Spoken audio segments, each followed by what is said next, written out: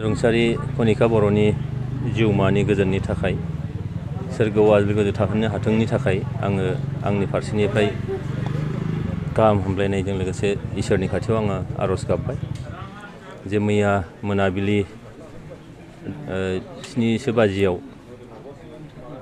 लामानि मोनसे जाब्रबथायजों मिरु दुलाराय बर' फरायसा आफादनि लोगो हारिमु नेहाथारि कनिका बर' बिथाङा रुंसारि जानांगौ जादों जोबोद दुखु गोनाङै आरो बिनि थाखाय मैयानि मोनाबिलि समनिफ्रायनो ससियेल मिडियायाव नुगोरनायनि उनाव खौरां लाहरनानै मोनथिनो मोनबाय आरो बे समनिफ्रायनो गोसोआ मोजां नङामोन मानोना कनिका बर' दुलाराय बर' फरायसा आफादनि बाथासिफुर सनितपुर जिल्लानि बाथासिफुराव जानाय गल्डेन जुबिली क्लजिं सेरेमनि 2018 फेब्रुवारि दानाव जानाय बै डेलिगेटआव कनिका बर'खौ आङो गिबि खेब नुग्रोनाय एबा सिनायग्रोनाय जादोंमोन। दुलाराय बर' फरायसा आफादनि बे समाव आङो बुंथिगिरि बिबानाव आं दंमोन आरो बे डेलिगेट सिटिंआव आइजोफोरनि मोनसे आलादा सेसन खालामनाय जादोंमोन आरो बेयाव गुवाहाटी इउनिभारसिटिनिफ्राय कनिका बर'आ सासे डेलिगेट महरै बाहागो लाफैदोंमोन आरो बिनि जि टपिकनि सायाव कनिका बर'नि पार्टिसिपेसन बे पार्टिसिपेसना फुरा हाउसखौनो मोनसे नोजोर बोदोंमोन आरो कनिका बर'आ दे इयुनाव बर' हारिनि सासे राफोद दैदेनगिरि जागोन दुलाराय बर' फरायसा आफादनि सासे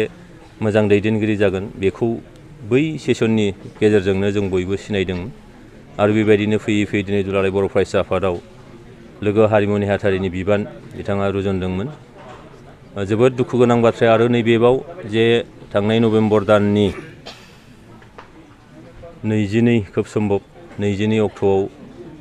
बिथाङा जिउनि मोनसे जांख्ला थामहिनबा जरा जिउ जुलि बिथाङा जाबायमोन जे बाक्सा जिल्लानिनो सासे दुलाराय बर' फरायसा आफादनिनो लोगो आफादगिरि हांगामा बर' बिथांजों नैबे कक्लाबारिनि नैबे न'आव बिथाङा हाबा जाफैबायमोन। दा दाखालि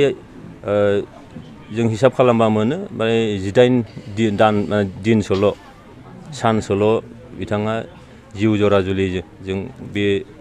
हांगामा बर'नि न'आव थाफैनो मोनदोंमोन। बुंनो थाङोब्ला आखाइनि जि मेहेन्दी होननानै बुङो बेनो गोमोराखै आरो मोनथिनायाव दिनैहाय हाबानि उनाव न'खराव थांफिननाय मोनसे हाबाफारि दङ आथिमंगला होननानै बुङो बिनि थाखाय थियारि जादोंमोन नाथाय बै जोनोमगिरि बिमानि न'खरसिम थांफिननो बिथांनि खाफाला जायाखिसै आरो दिनै बिथाङा रुंसारि जानांगौ जाबाय। दा बेखायनो आङो आंनि गोसो गोरबोनिफ्राय बिथांनि जिउमानिसिम खुलुमनाय जासिदों। बिथाङा जेन बिथांनि मावनाय दांनाय जि मोनसे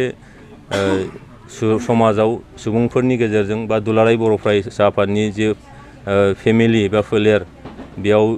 जिबायदि गोसोआव बयनिबो गोसोआव दुखु गालांदों जे मानो दुखुआ बेनो जे बिथाङा जिबायदि माने जोंनि दुलाराय बर' फरायसा आफाद बा सासे दैदेनगिरि महरै समाजाव जिबायदि मानसिफोरजों जिबायदि गोरोबनाय गावनि राफोद मेलेमनि गेजेरजों जि मोनसे खामानि मावनाय आरो आं दिनै मोनदांदों जे नैबे न'खराव फैनानै गावनि बिहाव न'खराव फैनानैबो जोबोद मोनसे बे खोब खम समनि गेजेराव मोनसे जायगा बिथाङा हयथ' आवग्रिनो हाबायमोन। दा जोबोद दुखु गोनां बाथ्रा दिनै आङो आसा खालामदों जे हांगामा बर' बिथांनोबो इसोरा गोहो होथों जे गावनि जिउनि लोगोरि आंगोआ खोमानांनायाव बिथाङा जेन' गाव हमथानानै जाहाथे थानो हायो हांगामा बर'आ जाहाथे कनिका बर'नि सोलेरखौ जोङो गाहामै गाहाम बिदाय हरनो हायो बिथाङा समाजाव जासे राफोद माने देहाजों फैफिननानै समाजनि थाखाय मोनसे बिदिन्थि जानानै थाथों आं बेखौ मिजिं खालामनानै बयनिसिम खेबसेबाव आरो कनिका बर'नि जिउमानिसिम गोरबो गोसोनि खुलुमनाय आरो सिबिनाय होनानै बुंनायखौ फोजोबगोन। दायनिगिरिनि सायाव माबायदि दायनिगिरि होनोब्ला आङो जिथु जाब्रबथायनि बाथ्रा बेयाव जि मोनसे आयेन दङ बे आयेन बायदियै निस्सय दाय फोदोखौ बिजिरलायनानै बिथाङा मा साजा मोननांगौ बे आयेन बायदियै थांगोन आरो जिथु जाब्रबथायनि होननाय बाथ्रा जाब्रबथाया हयथ' सोरबाया गोसो जानानैबो खालामो माब्लाबा मालाबा हयथ' मोनथिस्लाबियाव जायो बिनि गेजेरावनो आयेन मोनसे दङ आरो आयेननि बायदियै जि मोनसे साजा बा दन्द मोननांगौ बे निस्सय जागोन आरो बेखौ बे बिफानारिया खालामगोन आं बेखौ आसा खालामदों।